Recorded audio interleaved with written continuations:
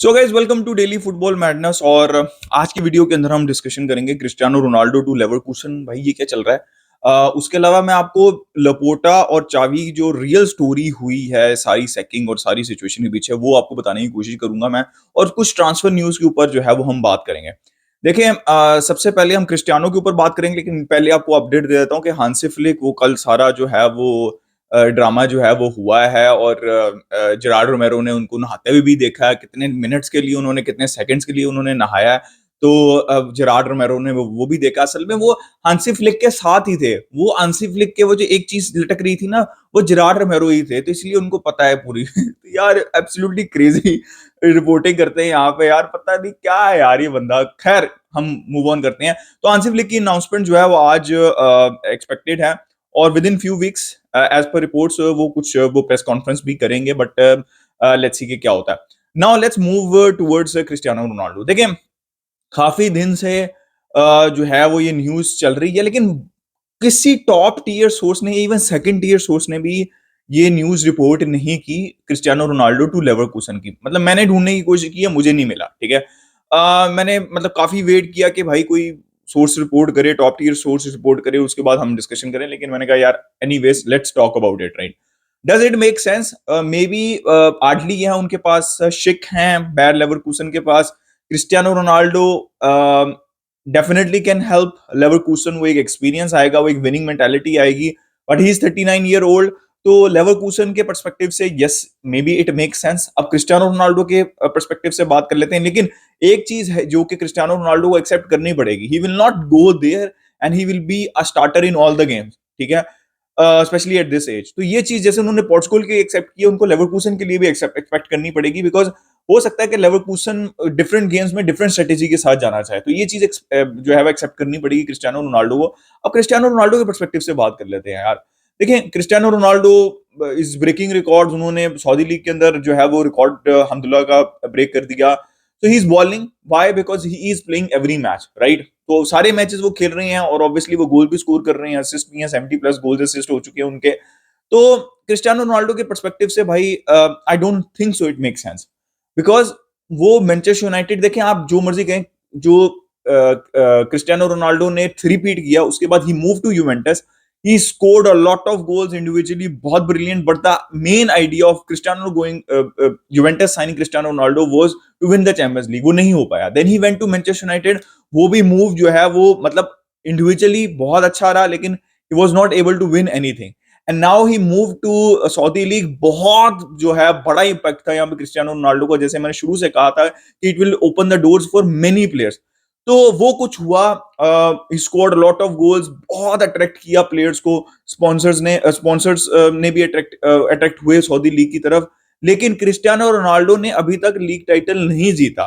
तो मुझे समझ नहीं लगती कि क्रिस्टियानो रोनाल्डो सऊदी लीग जीते बगैर, जबकि सपोर्ट भी है, अल नसर को पूरी फाइनेंशियल सपोर्ट दे रहे हैं, प्लेयर्स भी लाके दे रहे हैं।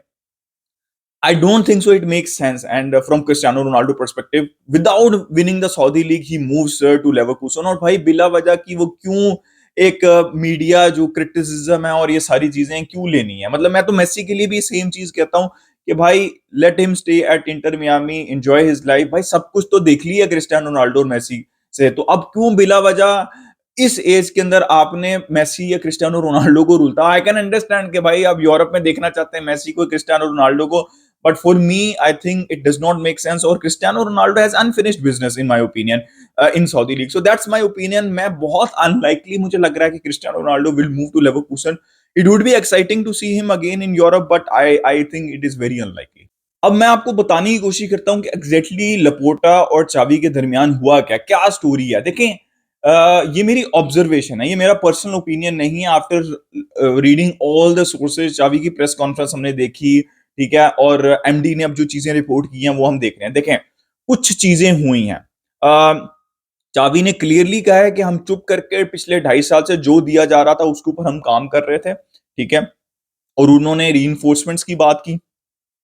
एज पर रिपोर्ट, चावी को क्यों सैक किया, क्या? Because Laporta was like he told him, जब उनसे पूछा गया कि मुझे क्यों सैक किया जा रहा है, तो उन्होंने कहा कि आप स्क्वाड में बिलीव नहीं करते, you want to many changes, ठीक है। तो I think this is the main thing. और क्लब ने चावी से लिस्ट भी मांगी होगी, तभी उन्होंने दी होगी ना कि कौन से प्लेयर वो क्लब से बाहर देख रहे हैं और कौन से प्लेयर जो है क्लब के अंदर देख रहे हैं। वो लिस्ट लीक कर दी गई, जिसकी वजह से वो सारी इश्यूज आए। Players were unhappy, Lewandowski as per reports वो लेवेंडोस्की को भी चाहते थे कि ही शुड मूव ऑन। तो मेजर रीजन यही नजर आ रही है कि ही वांटेड साइनिंग्स। और एज पर एमडी लपोटा ने ये भी चावी को कहा कि भाई आप स्पोर्टिंग डायरेक्टर नहीं हैं, आप हमें फाइनेंशियल्स को देखने दें।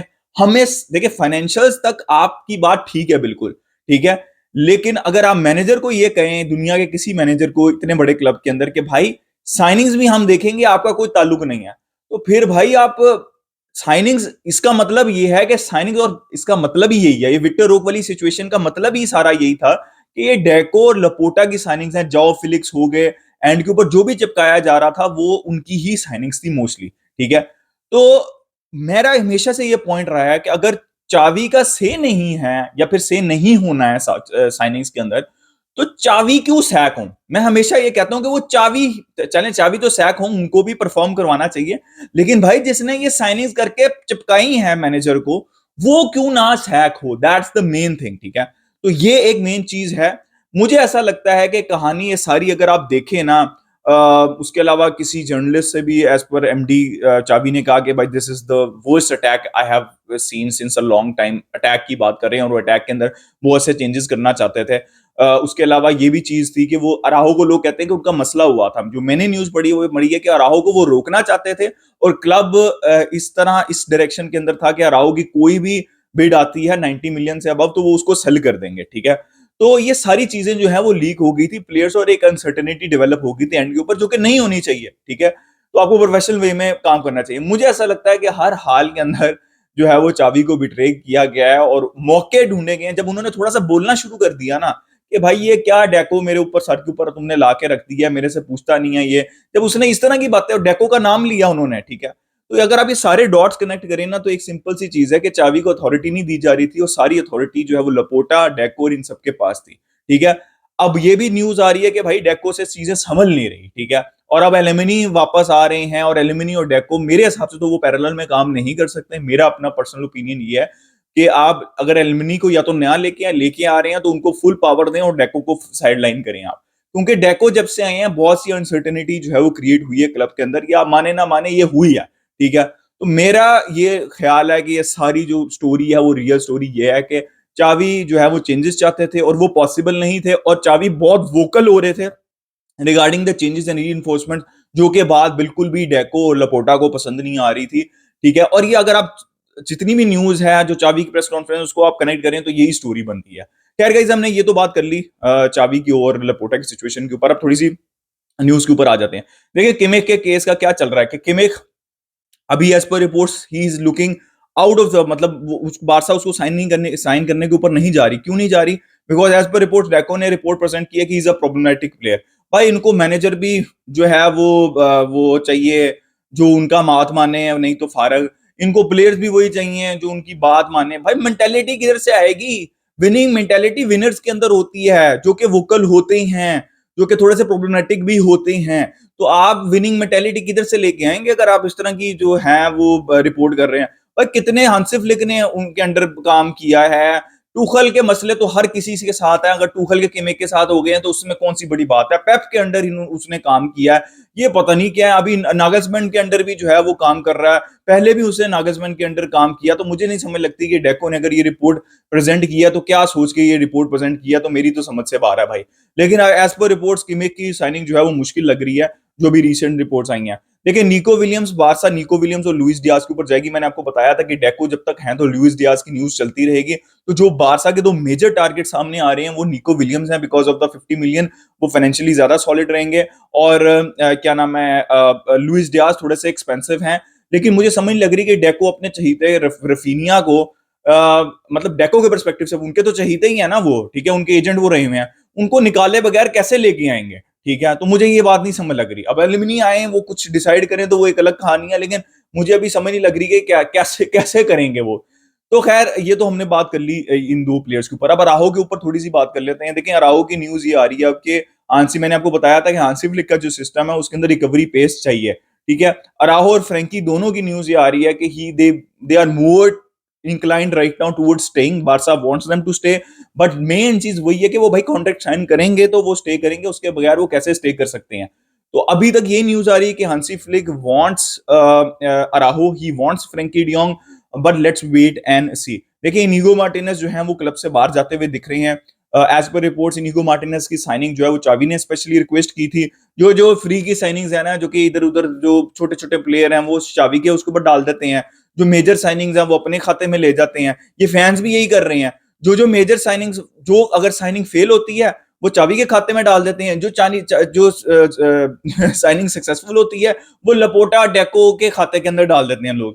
तो भाई ऐसा मत करें ठीक है, क्योंकि सारी जितनी भी रिपोर्ट्स हैं वो एक ही तरफ एक ही डायरेक्शन में जा रही हैं कि चावी को बिल्कुल भी फ्री हैंड नहीं दिया गया साइनिंग्स के अंदर, और उन्होंने भी कहा कि हमें जो कुछ दिया गया हमने वो लेके हमने जो है वो we moved on, right. So guys more और लेस विक्टर रो की भी न्यूज आ रही है कि कुछ 3 क्लब्स, यूरोपियन क्लब्स इंटरेस्टेड हैं। अभी डिसीजन नहीं लिया गया, लेकिन हांसी फ्लिक अभी तक बहुत ज्यादा कोई श्योरिटी वाली न्यूज नहीं आई कि he is looking forward to Victor Roque. तो अभी विक्टर रोक की सिचुएशन भी अनक्लियर है, ठीक है। सो गाइस मोर और लेस यही न्यूज है, अपना opinion they regarding everything in the comment section, like कर दिए, सब्सक्राइब कर दिए, मिलते हैं नेक्स्ट वीडियो में। विस्कल बारसा।